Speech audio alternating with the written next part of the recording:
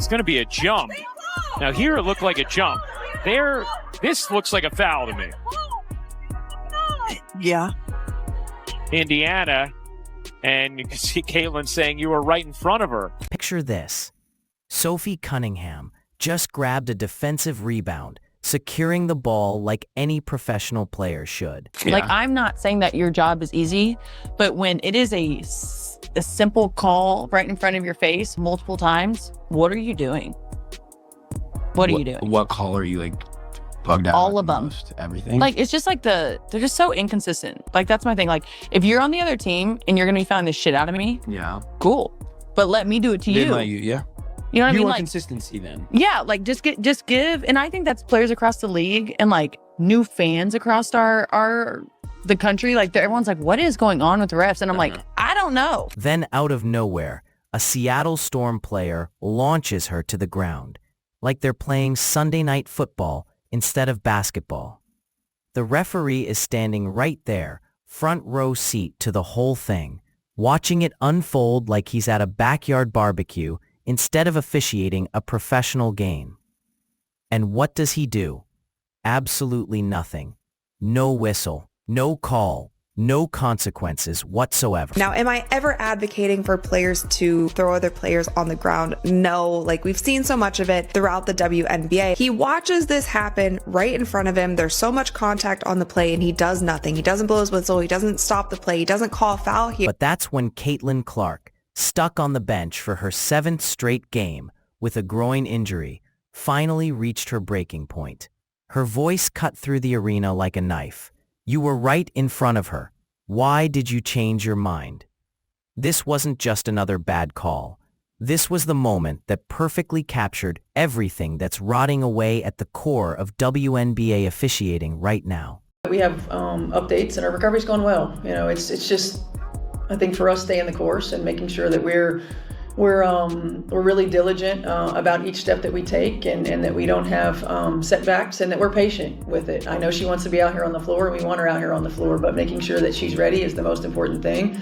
You know, I still don't know how far we are. We're going to take it one step at a time, one day at a time, and go. Before we dive deeper into this officiating nightmare, make sure you smash that like button and hit subscribe if you're as fed up with these refs as we are. Trust me, this story gets even crazier. I don't even know what the players can do because the players aren't being protected. And I know so many of the times, like we're talking about this when it comes to the Indiana Fever, but this does happen across the league. There are many plays that we could pull up. Do you guys have any suggestions on what can actually be done? The coaches get fined when they call them out to the media. Like, this is a top-down issue. This is a commissioner's issue. The level of incompetence we witnessed was absolutely staggering. Here's a professional referee, paid to control the game, watching a player get chucked to the ground with enough force to knock down a linebacker, and he acts like nothing happened. Sophie had cleanly secured that rebound, was in complete control, and got absolutely demolished by what can only be described as a football tackle.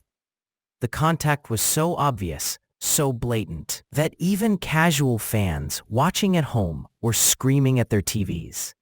But somehow, the guy whose literal job it is to spot these things missed it completely. Clark's frustration from the bench wasn't just about one play either. It was months of watching her teammates get mauled while refs turn a blind eye. But here's where this story takes an incredible turn. Instead of letting that cheap shot derail her, Sophie Cunningham went absolutely nuclear on the court. She dropped 17 points on 5 of 6 shooting, including a deadly 4 of 5 from beyond the arc. Get this, she was the only Indiana Fever player to make a single three-pointer the entire game, while her teammates were struggling, going 4 of 21 from downtown overall. Sophie single-handedly kept them alive from deep. The woman they're now calling the Blonde Bomber has been on an absolute tear since that viral moment when she backed up Clark during the Connecticut Sun Brawl. She gained over 800,000 followers practically overnight. Her jersey sales exploded, and most importantly, she's been delivering in the clutch when it matters most. Of course, This wouldn't be a complete Indiana Fever story without them nearly choking away what should have been an easy victory. They were cruising with a comfortable 12-point lead in the fourth quarter, looking like they had complete control of the game. Then, like clockwork, the wheels completely fell off.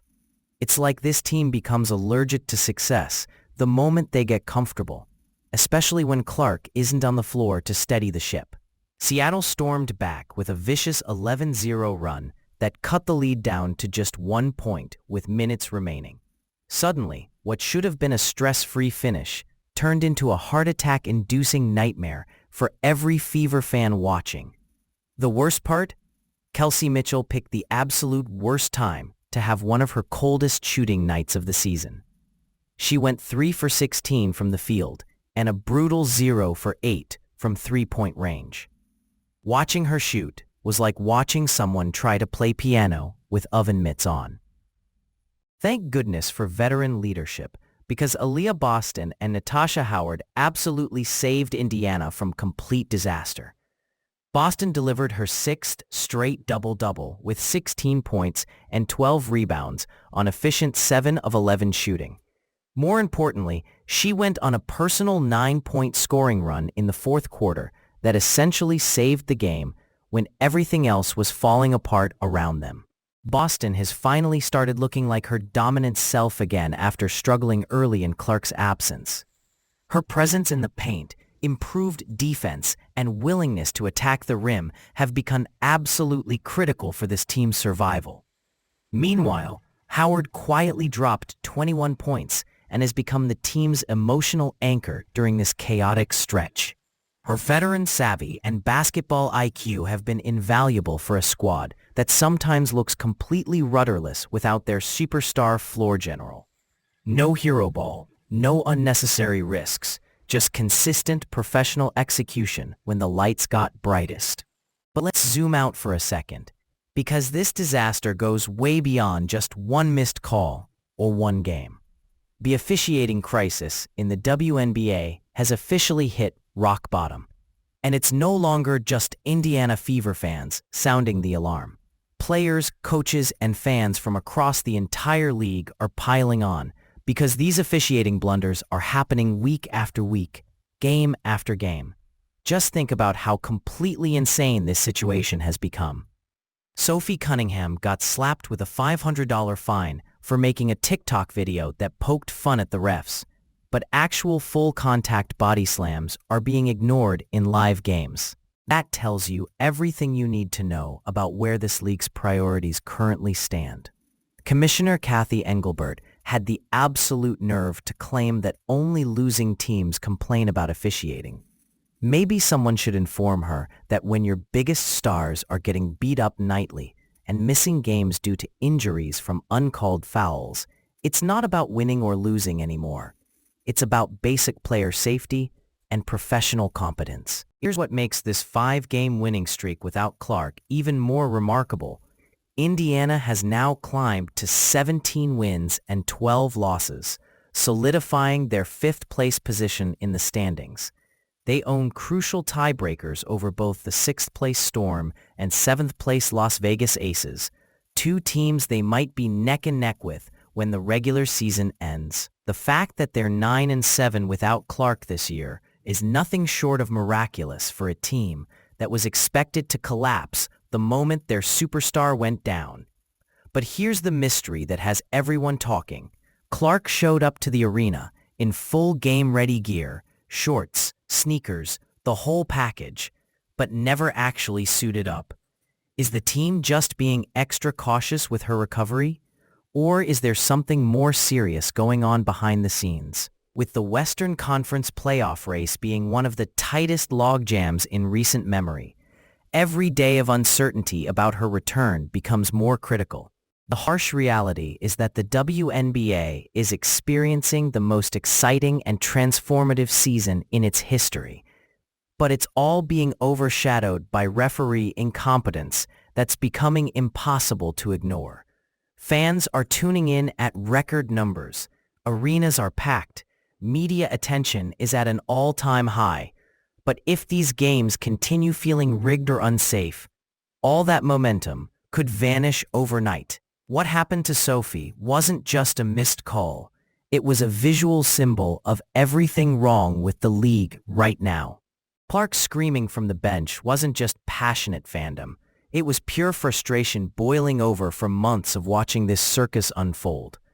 Players across the league are showing up to press conferences covered in scratches, wondering how they got mauled for 40 minutes but only shot 6 free throws. The damage isn't just physical anymore. It's completely reputational. Yet somehow, through all this madness, teams like Indiana keep pushing forward, proving they have the depth and resilience to compete at the highest level when given a fair chance. Sophie Cunningham has transformed from a scrappy role player into a certified star who delivers when the pressure peaks. If this team can get healthy, get fair officiating, and maintain this level of veteran leadership, they have all the tools necessary for a deep playoff run that could shock the basketball world.